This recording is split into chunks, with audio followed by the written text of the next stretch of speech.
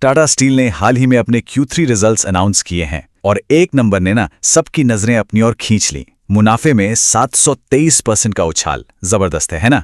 लेकिन क्या ये नंबर वाकई उतनी ही बड़ी खुशखबरी है जितना सुनने में लग रहा है? चलिए आज इसी की पड़ताल करते हैं। हाँ, आपने सही सुना, 723%। ये वो नंबर है जिसने मार्केट में, इन्वेस्टर्स में, एनालिस्ट में, सब में हलचल मचा दी है। सोचिए, सिर्फ एक साल के अंदर प्रॉफिट में इतनी बड़ी छलांग, ये सुनने में ही मतलब कमाल लगता है। मुनाफे में 723% का ये जो जंप है अविश्वसनीय तो लगता है, पर क्या यही पूरी कहानी है या फिर इस हेडलाइन नंबर के पीछे कुछ और भी है जिसे हमें समझने की जरूरत है? तो चलिए इसी सवाल का जवाब ढूंढते हैं। सबसे पहले तो यही समझना होगा कि ये 723% का आंकड़ा आखिर आया कहां से, इसका मतलब क्या है। तो देखिए, जब भी हम मुनाफे की बात करते हैं ना, तो हम बात कर रहे होते हैं PAT की, यानी प्रॉफिट आफ्टर टैक्स। सीधा सा मतलब है कंपनी ने सारे खर्चे निपटा दिए, सारे टैक्स चुका दिए, उसके बाद जो पैसा जेब में बचा वो है PAT। और यहीं पर असली कहानी सामने आती है। जरा इन नंबर्स पर गौर कीजिए। पिछले साल इसी क्वार्टर में कंपनी का प्रॉफिट कितना था? सिर्फ 327 करोड़ रुपए। और इस साल यह बढ़कर हो गया लगभग 2700 करोड़। यही है वो 723% का मैजिक। लेकिन रुकिए, हैरान करने वाली बात यह है कि इसी दौरान कंपनी का रेवेन्यू यानी कुल कमाई सिर्फ 6% बढ़ी। अब सोचिए, कमाई बढ़ी सिर्फ 6%, लेकिन मुनाफा 723%। यहीं से दिमाग में सवाल उठना शुरू होता है ना। इस पहेली को सुलझाने के लिए ना हमें इन आंकड़ों को एक अलग एंगल से देखना होगा। तो चलिए इस हेडलाइन नंबर के जरा और अंदर चलते हैं। और यहीं कहानी में आता है एक ट्विस्ट। देखिए, परफॉर्मेंस को देखने के दो तरीके होते हैं। एक होता है ईयर ओवर ईयर यानी कि YOY, मतलब पिछले साल के इसी क्वार्टर से तुलना, और दूसरा होता है क्वार्टर ऑन क्वार्टर यानी कि QOQ, मतलब ठीक पिछले वाले क्वार्टर से तुलना। और जैसे ही हम ये दूसरा वाला चश्मा पहनते हैं, पूरी तस्वीर ही बदल जाती है। जहां YOY प्रॉफिट 723% ऊपर है, वहीं QOQ यानी पिछले क्वार्टर के मुकाबले प्रॉफिट 13% नीचे चला गया है। रेवेन्यू भी 3% गिरा है। तो मतलब एक ही टाइम पर कंपनी का परफॉर्मेंस जबरदस्त भी है और खराब भी। ये कैसे हो सकता है?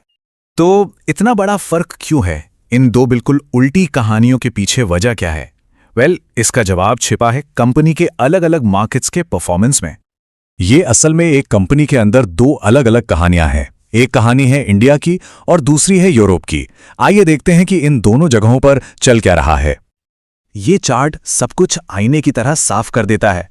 बाईं तरफ ये जो ऊंचा सा बार है, ये है इंडिया का परफॉर्मेंस, लगभग 8,500 करोड़ रुपए का EBITDA। अब इसकी तुलना दाईं तरफ के इन छोटे छोटे बार्स से करिए। नीदरलैंड्स में बस थोड़ा सा ही प्रॉफिट है और यूके वो तो असल में नुकसान में है। मतलब साफ है, टाटा स्टील की पूरी गाड़ी को सिर्फ और सिर्फ इंडिया का इंजन ही खींच रहा है। इंडिया की कहानी तो सच में जबरदस्त है। कंपनी ने अपना बेस्ट एवर क्वार्टरली डिलीवरी किया है। क्रूड स्टील प्रोडक्शन 12% ऊपर है, ऑटोमोटिव वॉल्यूम में 20% की शानदार ग्रोथ है और 23% का EBITDA मार्जिन ये बहुत ही सॉलिड माना जाता है। और वहीं दूसरी तरफ यूरोप की कहानी बिल्कुल उल्टी है। जैसा हमने देखा, यूके में नुकसान हो रहा है, नीदरलैंड्स बस जैसे तैसे काम चला रहा है। वजह, वहां डिमांड सुस्त है और बाहर से स्टील का इंपोर्ट लगातार हो रहा है। इन दोनों चीजों ने कंपनी के परफॉर्मेंस पर बहुत बुरा असर डाला है।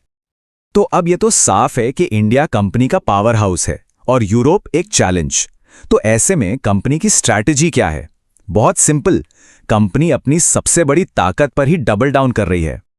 और इसकी शुरुआत होती है अपनी नींव को मजबूत करने से। ये नंबर देखिए, 5,206 करोड़ रुपए। इतना कर्ज कंपनी ने सिर्फ एक क्वार्टर में चुका दिया है। यह दिखाता है कि कंपनी इंडिया के प्रॉफिट का इस्तेमाल अपनी बैलेंस शीट को और हेल्दी बनाने के लिए कर रही है, जो कि एक बहुत ही पॉजिटिव साइन है। तो कंपनी की स्ट्रैटेजी बिल्कुल क्लियर है, इंडिया फर्स्ट। सारा फोकस इंडिया में वॉल्यूम ग्रोथ पर है। ज्यादा वैल्यू वाले प्रोडक्ट्स में इन्वेस्ट किया जा रहा है, अपनी माइनिंग एसेट्स को डेवलप किया जा रहा है, और तो और मार्केट में अपनी पोजीशन को मजबूत करने के लिए अधिग्रहण भी हो रहे हैं। मतलब इंडिया की जो सक्सेस स्टोरी है उसे और भी बड़ा बनाने का पूरा प्लान है। लेकिन कहानी यहीं खत्म नहीं होती। इंडिया में सब कुछ अच्छा होने के बावजूद कंपनी को ग्लोबल लेवल पर कुछ बड़ी चुनौतियों का सामना करना पड़ रहा है। और ये बात हम नहीं कह रहे, ये खुद कंपनी के CEO और MD टीवी नरेंद्रन का कहना है। उन्होंने बताया कि चीन से स्टील का एक्सपोर्ट खतरनाक लेवल पर बढ़ गया है। 119 मिलियन टन, ये 2015 के पीक को भी पार कर गया है।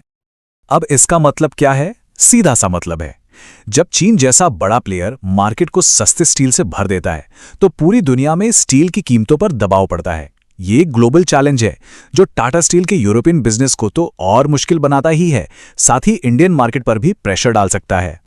तो आखिर में ये पूरी कहानी हम एक बड़े सवाल पर लाकर छोड़ देती है।